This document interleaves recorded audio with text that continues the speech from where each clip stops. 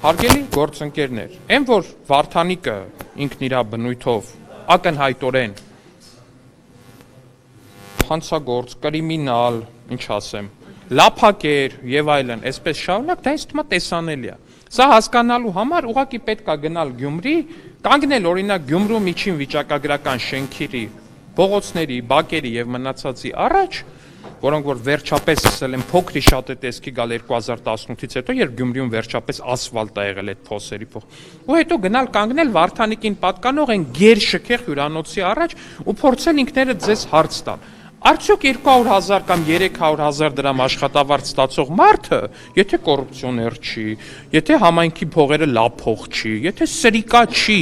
այդ ամեն ինչը անող, ո՞նց է կառուցել այդ գերշքեղ հյուրանոցը։ Իշխանության ներկայացուցիչները այդ ո՞նց են այդ ասաբնյակները կառուցում, Սևանի ափին այդ ո՞նց են այդ շքեղ պրոյեկտները իրականացնում։ Ջան, դուք լրագրող եք, ես ազգային ժողովի падգամավոր եմ, իշխող կուսակցության փոխնախագահն եմ եւ մամուլում հրապարակումներ են եղել, կարծեմ, եւ իմ հիպոթեկով գնված բնակարանի հետ կապված եւ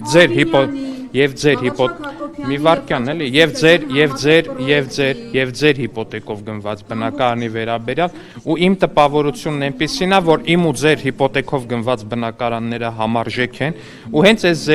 հենց այս երևույթից ելնելով արդեն իսկ այդ ձեր պնդումները բան են, իրանք սին են։ Բացարձակ ինչ էին, դուք շատ լավ գիտեք իր ասաբնյակների։ Ժողովուրդ ջան, ես շատ լավ գիտեմ ու շատ լավ սրա մասին ասում եմ։ Գտեք,